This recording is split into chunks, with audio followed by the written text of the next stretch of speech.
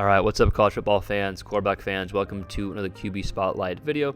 This video, we're talking about Colorado quarterback Shedeur Sanders and his matchup against Oregon this coming up weekend. We're going to talk about the keys to hopefully have success or hopefully pull off a win if you're a Colorado fan. We're also going to talk about the Oregon defense and what you can potentially expect from that Oregon defense. But if this is your first time tuning in to the QB Spotlight channel, one, thank you. Two, we're just a big quarterback hub. We talk all things quarterback, especially the college quarterback position. We'll have current and former quarterbacks come on as guests on the podcast. Then we have these quick game previews. We have our live show. So please consider following us along if you like that type of content. We'll have 2 lives throughout the week where we preview the games and then we recap the games.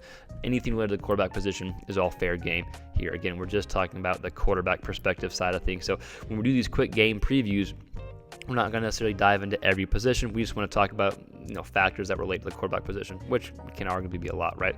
So Shedeur Sanders, what does he need to do against this Oregon defense? What can he do to lead Colorado to a win? Like, what are some ways to attack Oregon's defense? Well, first, let's talk about Oregon's defense and what they're, one, good at, and then two, talk about the competition they've played so far, because I think it's kind of murky still, even though they've been a really dominant defense.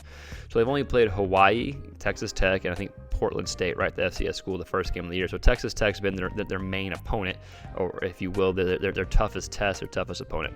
And those 3 games, they're only giving up 150-something yards in the air, 158 yards in the air, right? So really no vertical shots have been taken against them.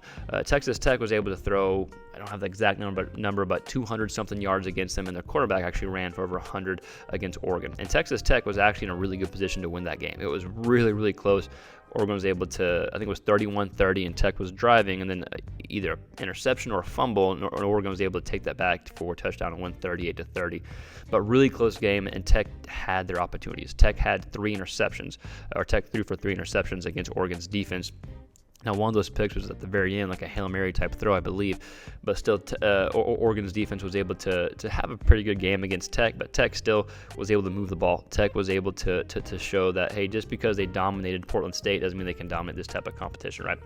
But with that said, Oregon's D, they killed Hawaii, they killed Portland State, still did well against Tech despite not, performing as well against those other schools. And the one thing they had against Tech that I think carries over against Colorado is they had 4 sacks against Texas Tech and 19 total hurries, right? Or 19 total pressures. So that means hurries, sacks, hits. They were able to get the quarterback and disrupt the quarterback, and that led to 3 interceptions that Tyler Shuck threw for Texas Tech, right? So they were able to get the quarterback and get there often, disrupt him, and then kind of mess up the plays, right? So their biggest thing, what they're going to try to do is yes, get pressure, but hope those pressures lead to turnovers. That's kind of Oregon's defense as a whole, right? We haven't seen a ton yet, but the game against Tech, you're able to see Tech was able to move the ball. They had some success, but Oregon's defense still was able to establish the pass rush and still create some turnovers that eventually led to that game. So if you're Colorado, if you're Shedeur Sanders, how are you able to attack, or how are you able to have success against Oregon's defense? I think there's a few different keys for Shedeur. And if this is your first time tuning in, like we said, well, thank you. But guys that or girls that have watched this channel before, they know that we usually put some film on these type of videos. It's just been getting tougher and harder to put film on because the quality is not great using the game footage. We don't have the all 22 yet, and there's some, YouTube doesn't always like us putting film on, so we're not gonna have any film on these keys that we're going to describe. So hopefully we do a good enough job describing them. Number 1 for Shedeur, continue to have success. Continue to have success against pressure. So far, Shedeur is number 4 as far as every quarterback in college football with the amount of pressure that you throw. I think he has like 50-something of his dropbacks. There's pressure in his face. So there's only 3 quarterbacks that have faced more pressure than Shedeur Sanders, right? So again, if you've watched the games the past few weeks, you've seen the pressure, you've seen the offensive line struggles, if you will. But even with the pressure in his face, he's had success against pressure. He's one of the best quarterbacks against pressure.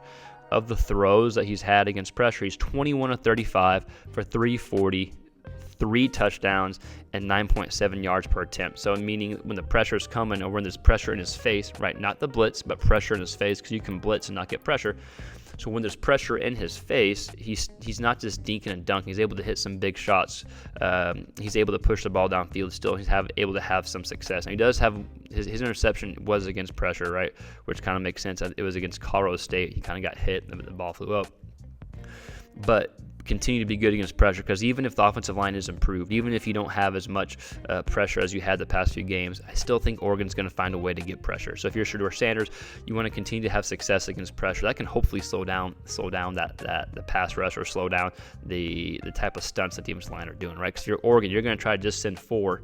You're going to try to get pressure with 4. You don't want to take an extra defender away, because Shedeur is really good against the blitz, especially when you don't get pressure. Like when you don't get pressure against Shedeur, he is 86 of 102, right? That's a crazy completion percentage, 86 of 102 for 910 yards and 7 touchdowns.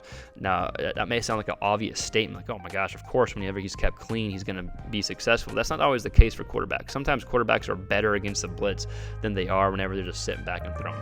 So that's an example of Shedeur being able to just break down the defense, right? So Oregon's going to really, really want to get pressure. So if you're Shedeur, you got to have success against pressure. You got to just kind of assume, okay, there's going to be some pressure in my face. No big deal. Let's continue to have some success. Number 2, because you still want to slow down the pressure if you can. Like, it's not like you love pressure, right? But number 2, get the ball out quick. Kind of like the beginning against TCU, right? That first drive against TCU in week 1, the ball was out quick from some quick play actions, quick screens, quick short throws to the wide receivers. Whatever it is, I think you want to get the ball out quick, especially early against Oregon. If you can have some success getting the ball out quick early in the game, that can, 1, hopefully decrease the amount of pressure that's coming, and 2, maybe set up some deep shots that you can take, because you do want to take deep shots, but I don't think that's the priority right now. I think there's other ways to win, and against this Oregon defense, I think you want to get the ball out quick, especially early.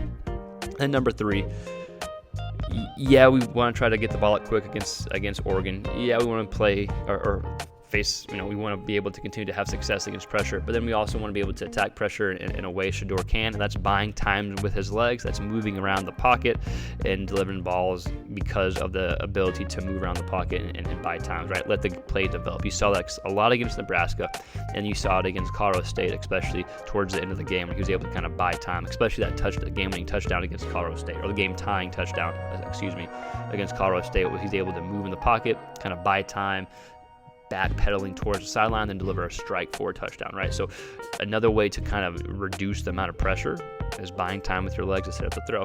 So I think it's a combination of things. I think an overall takeaway for how you can potentially beat this Oregon team is a combination of factors. It's like a combination of how you played against Nebraska and TCU. Against TCU, the ball was out quick and often, and then that led to some big shots downfield. Against Nebraska, they got a lot of pressure early. I forgot how many sacks. Was it 8? Am I tripping? Was that the amount of sacks? I could be wrong, but it was a lot of sacks against Nebraska. So Shedeur had to kind of adjust, and the offense had to find a different way to win. And you saw Shedeur buy time with his legs, keep plays alive with his legs. So I think it's a combination of these past few performances to beat Oregon's defense, because Oregon's going to have to get pressure to have success. They're probably going to be able to get some pressure, which, again, it's okay as long as you're able to continue to have success against that pressure, right? So takeaways, combination of different things, but I think it's combining the performances against TCU and Nebraska. It's having success against pressure.